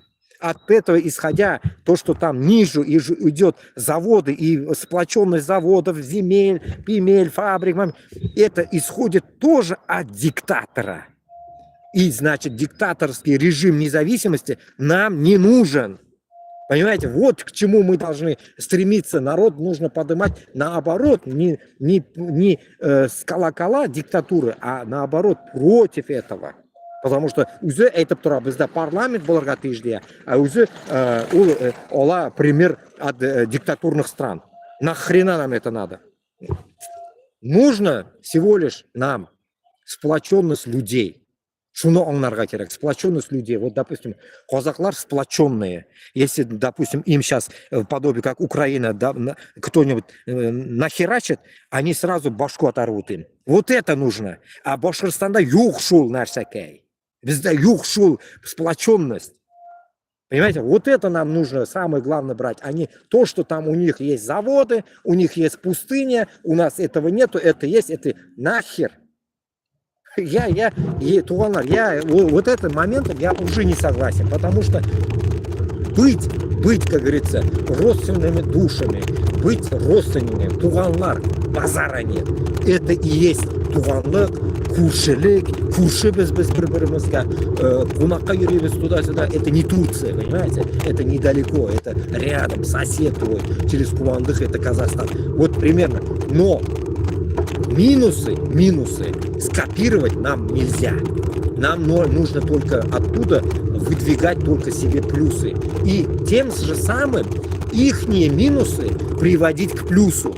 Чтобы не так, что ты копируешь у них, а им ты не помогаешь. Потому что Казахстанга-то до хрена в местах нужно помогать. Именно какая она может помощь быть. Это в первую очередь, это завоевание всех территорий, которые им принадлежат. И закрыть этот вопрос. Потом уже ихнее личное обогащение пойдет уже от этого. А в этот момент уже Москвы не будет. В этот момент уже не будет Москвы, которая будет диктовать Казахстану, будет диктовать Башкортостану или Татарстану и так далее. Понимаете? Никто не будет нам диктовать. А если мы будем такими, ну, типа, давай мы у тебя там скопирнем это, а потом уже пофиг будет нам, блин, как будет это. Ну, главное, чтобы у нас была независимость. Yok, олай болмай. Олай туры келмей. Бізде өзімізді іштәлігіміз боларға тиіш. Башқұрт іштәлігі, татар іштәлігі боларға тиіш. Бізде ол бар. Просто урыслар бізді маңқұрт яса бітіріп, біз ол іштәлікні ұныттық. Сүріп қойдық шитке. Мы шуны біз қайтарып алырға тиішбіз. А не так, что брать всякую хрень, со всех мировую хрень нести домой, я думаю, не стоит. Я так считаю. Потому что только үзіңне уларға тиішсің в данный момент, как восстановить свою независимость, в первую очередь, халықны көтеруге, а потом внутри, как мы будем его строить, это лично должно исходить от внутреннего исхода. Копировать откуда-то не надо. Лучше можно копировать, но не хуже. Потому что овчинки выделки не стоит. Не стоит этот... Дальше что-то делать. Сейчас запишу я вот эту хрень, короче, ладно. Не знаю, что записать. Поставлю просто сайт. Шулай туганлар. Поэтому бізге общее такое положение, да, в данный момент, общее такое тупое в тот же момент положение, что біздің независимость зависит от того, как народ на это поведется. Вот от этого у нас и идет минус. Минус того, что, вот допустим, брать даже, опять-таки, вот пример привожу Казахстана. Если мы берем пример Казахстана, сплоченности, да, когда казахлар бізге айтады, туғанлар, басығыз Мәскеуге қарсы. Понятно, біз басамыз, но бүтін халық басмайды. Понимаете, бүтін халық басмайды. Вот где наш минус, понимаете? А у них все наоборот. Если им нужно встать, они встанут. У нас нету этого. Вот в чем загвоздка. А то, что там промышленность там и так далее, я считаю, это, ну, так сказать, знаете, вот просто вот порой, я же, помните, я говорю, эфир ничего нести не знаю на эфир. Илхамом юг диптромитинде. Вот из этой категории разговора, ну, я считаю, ну, как-то это диалог, знаете, вот, как это вам сказать, юг айбер, и как бы в этот момент что-то брать откуда-то и вносить это, и в тот же момент и не делать это в данный момент, пока у нас ничего не делается, ну, я считаю, это как-то не то. Поэтому мен думаю, бизнес конкретный ишибис это поднять народ, чтобы этот чертовый узкий мир уничтожить. Мы нашу бизнес который вам пишет, да, ишибис нашу, понимаете? Вот это наша задача.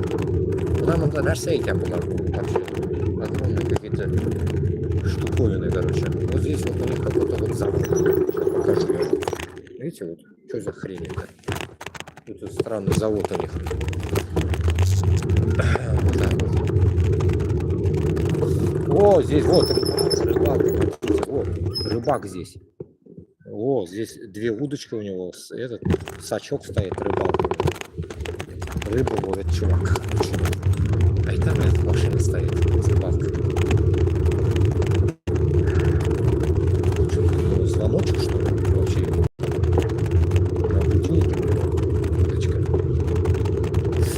Так, ладно, идем дальше. Что там они дальше говорят, послушаем. Просто я не этот эфир хотел слушать, я как бы... Окей, будем слушать. Как они поступали? Ну, это не их земля, видать, и им это недорого. Да. Ильдар, расскажи о вот нынешнее состояние промышленности Казахстана. Вот мы видим, я вот лично замечаю, что она действительно стартанула достаточно очень хорошо, идет развитие. Вот, что ты можешь сказать? Вот электроэнергия там, да, вот мы знаем, что по-моему, Казахстан начал себя уже практически обеспечивать, ну, программу по обеспечению себя электроэнергией, там, железнодорожные пути, строительство заводов и так далее, и так далее. Вот что ты можешь об этом сказать в общем? Как я до этого говорил, после обретения независимости мы посмотрели, мы, оказывается, по экспорту 100% зависим от России. Потом железнодорожные маршруты, все они предназначены для того, чтобы вывозить ресурсы из республики, то есть не было много регионов, были между собой не соединены. Допустим, для того, чтобы поехать с Семипалатинска до Усть-Каменогорска, ну сейчас Семей мы называем, Семей до Усть-Каменогорска, надо было выехать в Алтайский край, город Рубцовская станция, да, там, потом обратно спускаться в сторону Усть-Каменогорска. Или для того, чтобы попасть с Актюбинска до Кустаная по железной дороге, надо было заходить в Оренбургскую область, Челябинскую, такой круги делать. И плюс вот эти стоянки на границе, они делали очень неудобными, потому что вот эти бесконечные проверки. Насчет Кустаная, Алдар Батыра я же вам читать начинал, помните? Кустанай это башкирт жерлері болған. Кустанай это башкиртның жерлері. Понимаете как? Получается, қазақтың жері бізге кірген, а олардың жері біз онда өткен. Біздің жер оларға өткен, оларға бізге кірген. Короче, как с Ташкентом, понимаете? Кустанай ол біздің башкирт жерлері. Алдар Батыра я вам не просто так начал читать, мы где-нибудь обнаружим про это потом. Там где-то было написано либо. Поэтому, как бы, видите, вот Усть-Каменогорск, Кустанай, вот эти вещи, у них, видите, геморрой какой-то происходит. Россия решен. Вот это уже непорядок. И получается, значит, Казахстана минуслары до хрена. И отталкиваясь от этого, Башкортостан должен себе делать вывод. Вывод того, что эти минуса исчезнут только тогда, когда мы распределим свои территории. Получается, как распределим? Получается, если эти территории, получается, нашими общепринятыми станут, мы договоримся с Казахстаном, какие территории наши, их, короче, все, распределим без узкого мира. Вот шунда уже, безне, чигараляр, как я вам всегда говорю, безне, нәрселер, и хаталар деген керек нәрсе болмасқа тиіш вообще. Ничего не должно загораживать нас. Границы, колючки, малючки, ничего не должно у нас быть. У нас все будет открыто, проблем не будет. Казахам заехать, к нам, мы к ним, они к нам, проблем не должно быть. Но одна есть проблема. Одна есть проблема, чтобы между нами нигде узкого мира не должно быть. До Кургана, получается, до Кургана, Челябинск, до Тудова мы будем разбирать, кому эти земли останутся.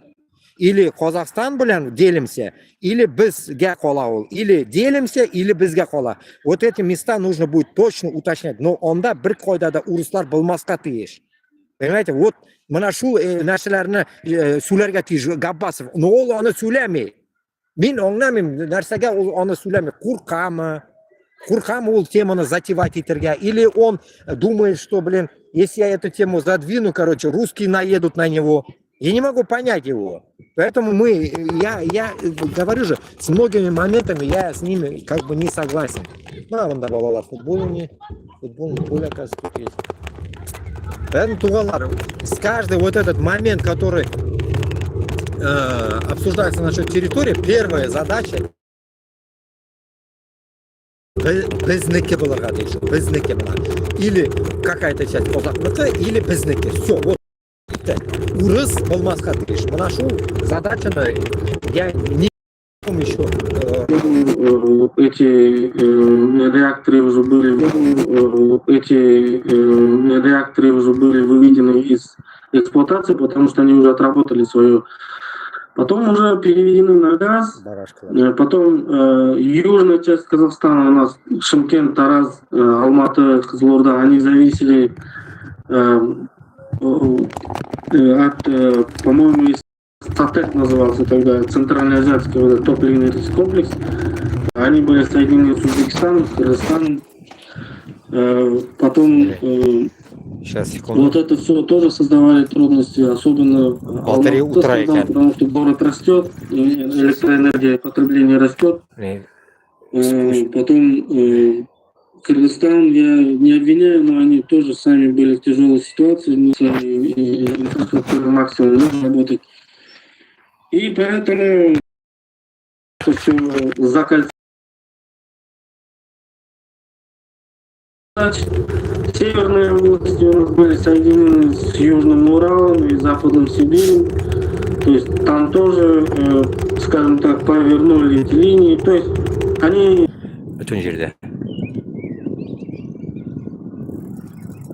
Да, даже тот вырубился, потому что не тянет. Не тянет интернет.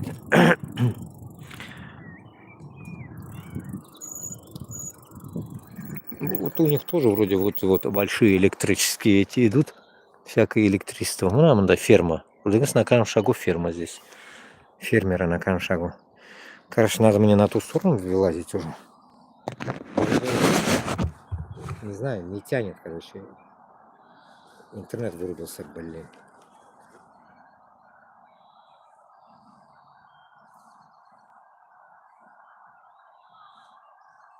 ну у него, короче, не тянет, потому что этот...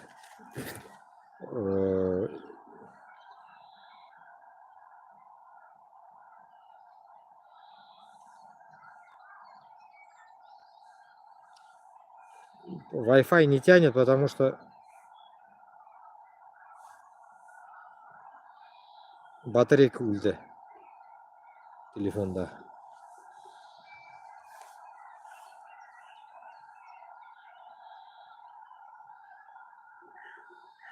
Поэтому не тянет.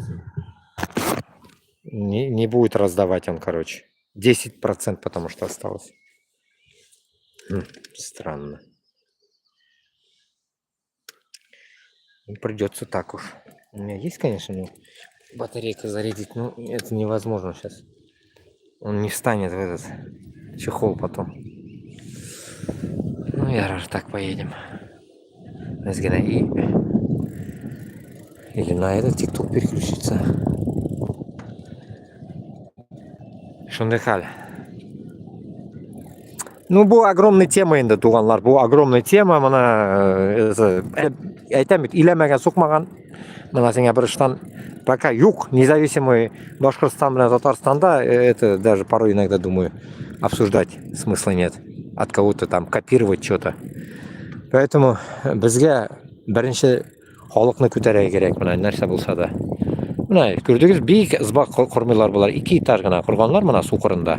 Опасно, конечно, далеко, близко от воды, конечно, построили они. Ну, видите, как все равно построили. Как бы могли бы чуть дальше построить, нет? Близко построили вот.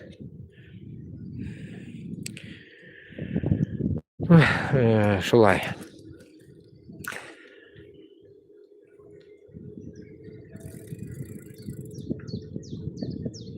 Башта bütün территорию тартып алырга керек, а потом уже, исходя от этого, мы будем дальше уже плясать. Как мы там будем жить или что будем делать, как мы распределять будем Башкортостанны, потому что она ішіне обязательно Челябинский bilan Екатеринбург bütün эйберлер кірге тиіш она ішіне. Мына bütün Башкортостан, ескі Башкортостанны bütün жерлері плюс добавок Пермь, Коми, все должно внутрь войти. Вот если даже вот Удмуртии мы читали, да, то, что нету школ туда-сюда, а біздің іште олар, наоборот, будут защищенные. Мы их, как говорится, прессовать не будем, они мозг не будут канализовать нам, вот и все.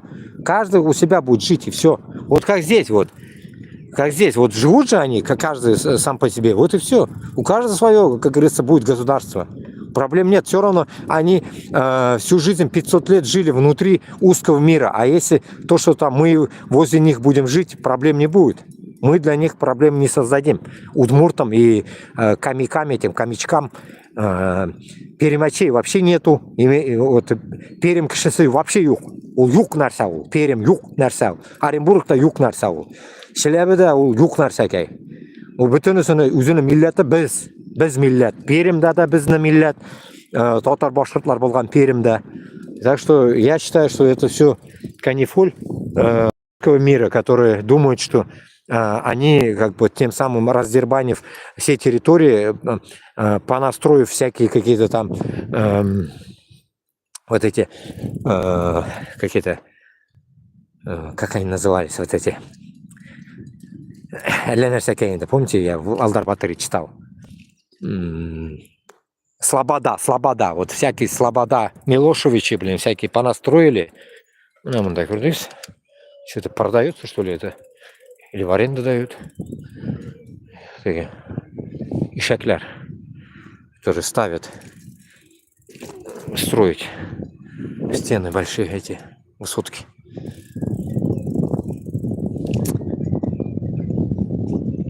Да, буяқтан мен бір жүрмәгенмін екен. Сколько я живу, не шастал отсюда. Ну, суббота-воскресенье шлями бір нәрсе көрдіңіз. Вот только почему эти машины здесь стоят, не могу понять. Чьи машины, столько машин. Поражаюсь вообще. Фирму машиналарым екен шулай, столько.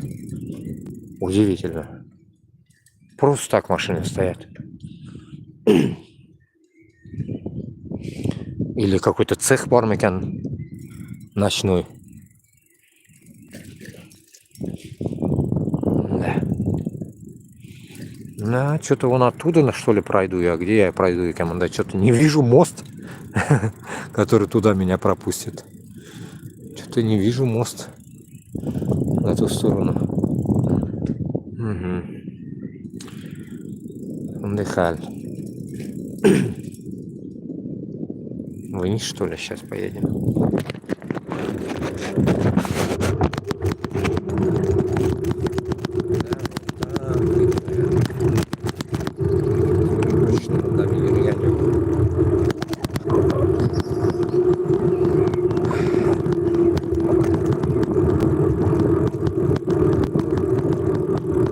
Аллаға шүкір, яңғыр болмады, а? Әзгена капыл и все.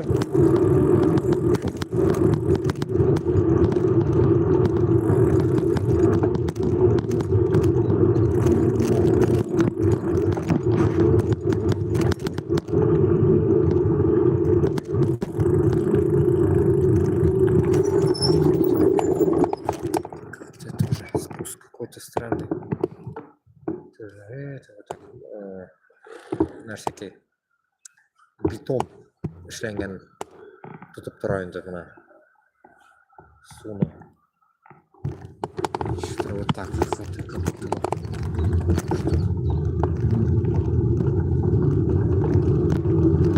Причал какой-то.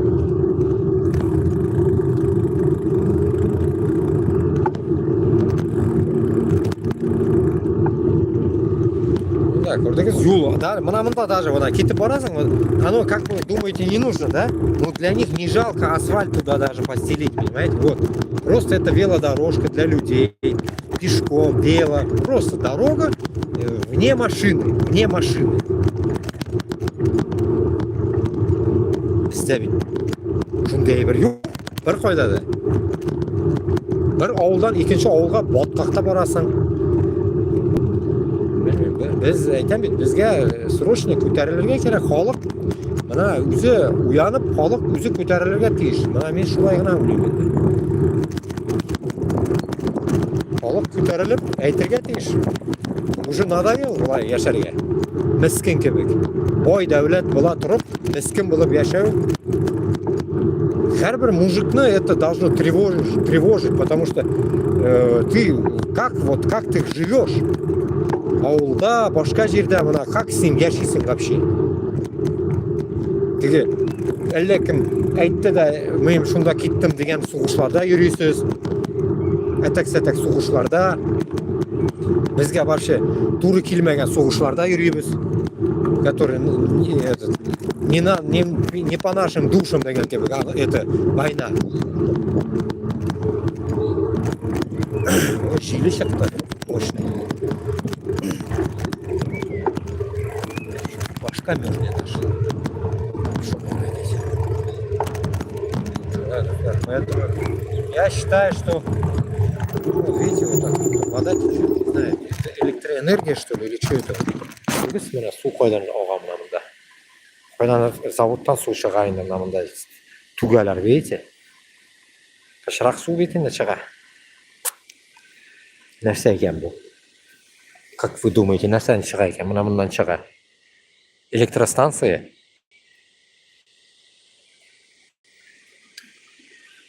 Непонятно. Но күн Аллаға шүкір жылынды енді. Кеш салқыны просто түшті. Вроде бы нормально пока.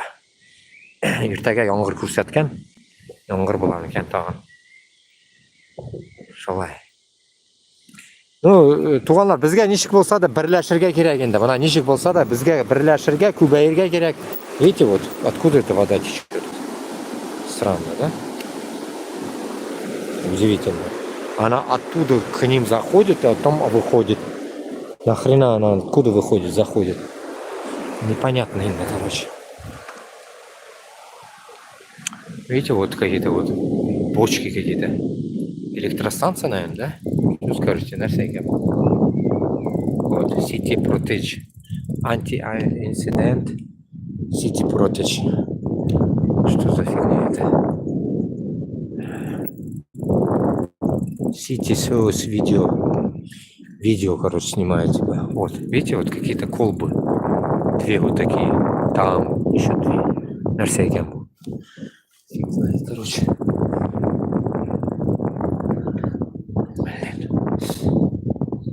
Всяко сейчас вот стройка, считай, начинается, работа до хрена.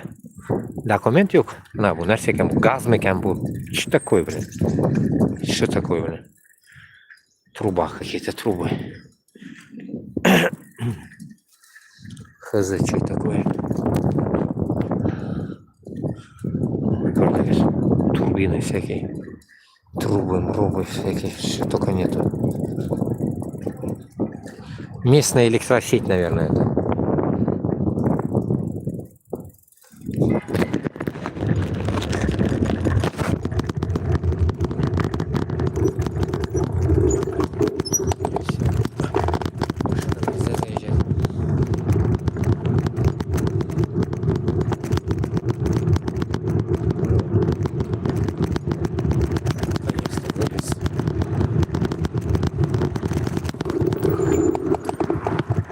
Что написано? À la gloire de Charles Petit d'Arnis, glorieusement tombé lors des combats de la libération de Nancy, le 15 44 год. Какой-то хрень. город какой-то. Там начало. Я там не был. Вот. Вот здесь красота. Вон он, да, вон там можно было поехать, ну ладно. Деревья. Розовые деревья. 7% колды. Тянет. До отключки я с вами, короче.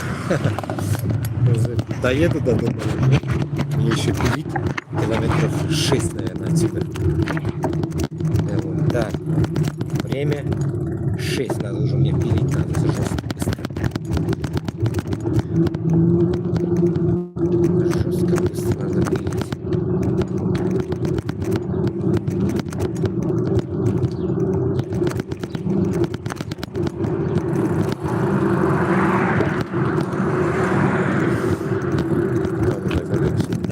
Паркуется или что? Оставил цепь там, сам половина здесь, половина тут. Ага. О, нифига тут, видите, как огромные эти цепляют дома, короче, дом, вот на эту хрень, дом зацепить могут они. Цирк на Миллера, короче. Дома цирков, короче, на колесах. Огромный дом.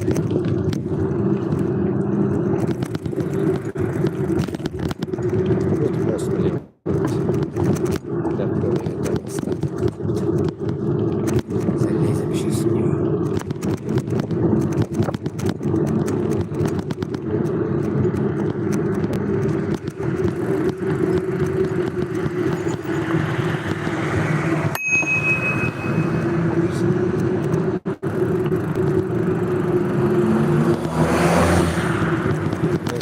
Можно вот отсюда поднять, да, и зайти. Нахрен круги. Можно просто поднять.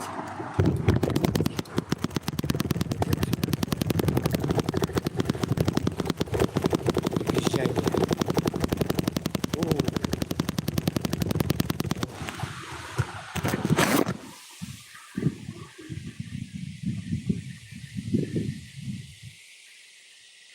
Шувай. В руках подержу, дребезжит, а то вот такой этот, чтобы не скользило, сделано. Ну да, огромная река.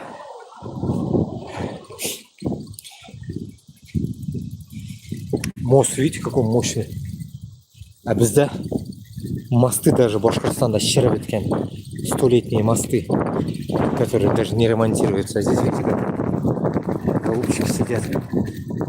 А здесь вот чуть есть какие-то корявые места, но они потом его зашпаклюют, заштукатурят. Мощный ты Меркурий Ванман, да. Просто кошмар. Какая подушка.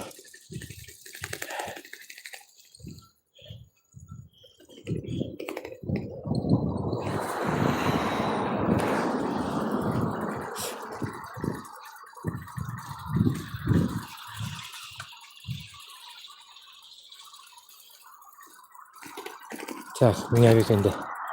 Опять надо вниз попасть. А, вот отсюда. А там, не там я. Там я не знаю, куда она эта дорога едет. Хз, короче. Вот отсюда поедем. Надо этот правильно попадать домой, да?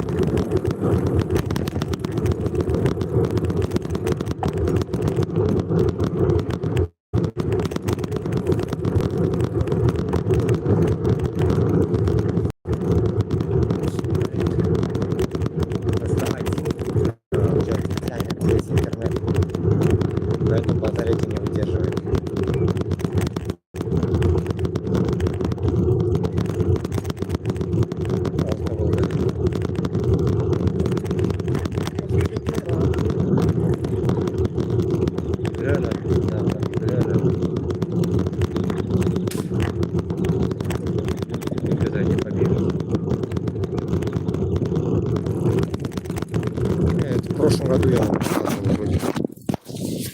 Здесь давно я не был. Вот их не сады. Вот и сад. Все.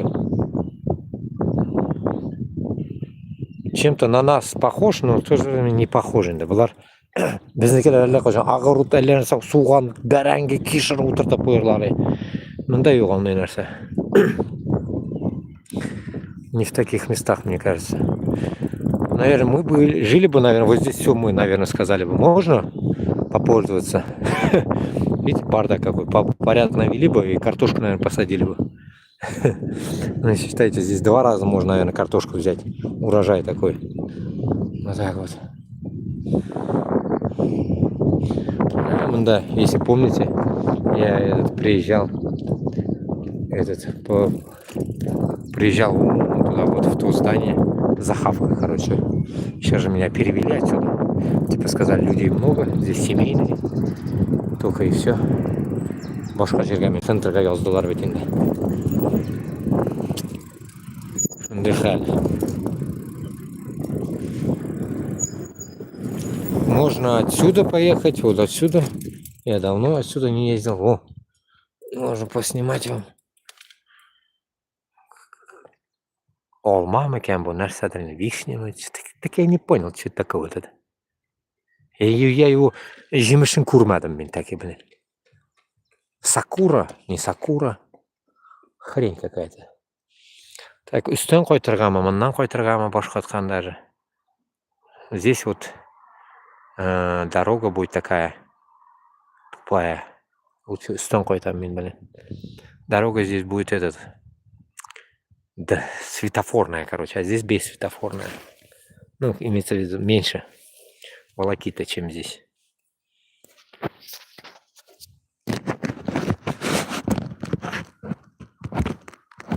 Так, поедем, короче, отсюда назад, короче.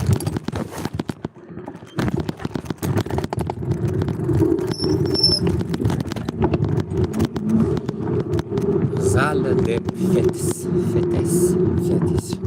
фетиш какой-то.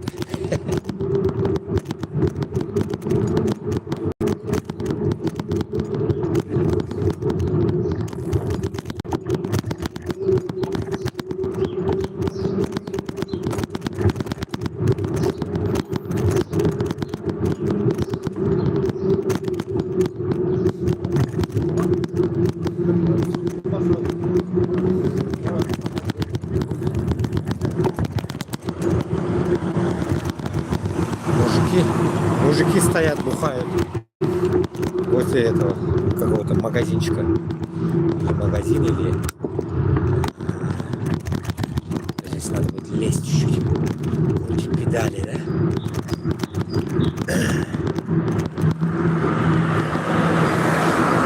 Но скорость машины 41 пишет. Видите, скорость пишет. Витессе какой-то. Моя скорость им не важна.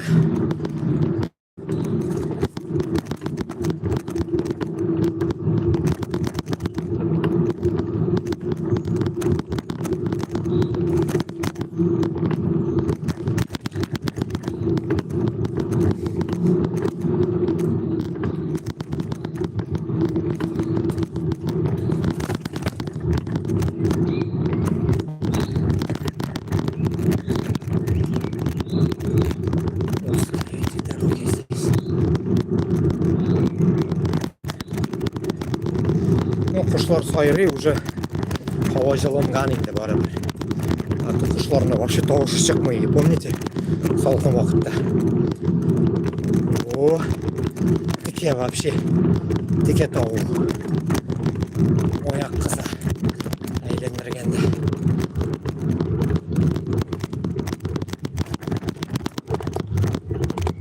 Тут тоже что-то копают. Ремонт уже опять начали.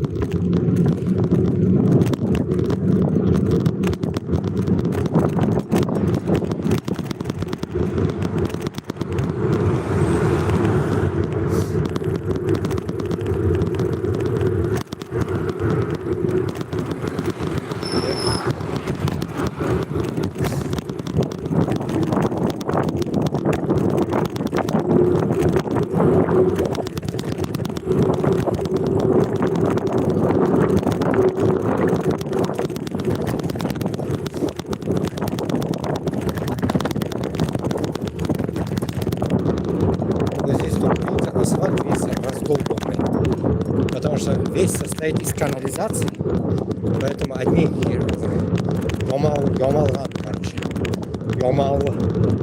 Ямаклы асфальт.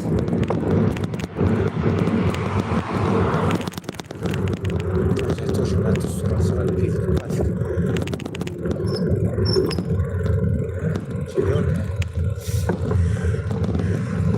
Зеленая, жирная, зеленая.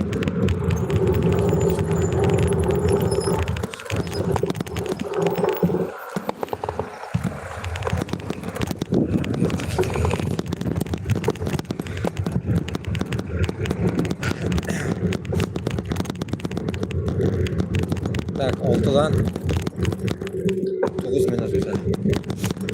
Menda ужин hazır. Готовить его не надо. Только разогреть.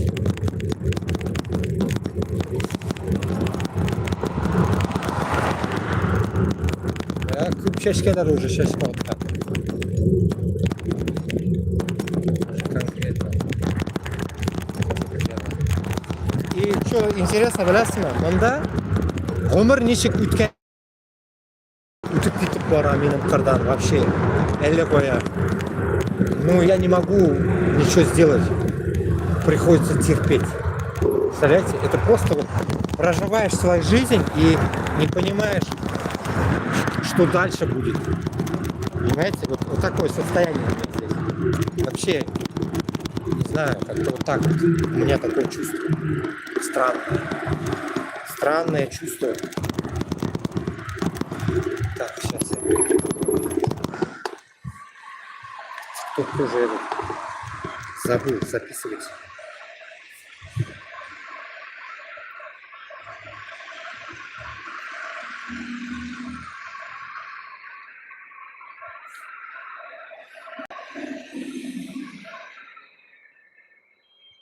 В любое время мы можем вырубиться, наверное, в 3% осталось. Наверное, давайте закончим, пока у меня есть батарейка. И этот.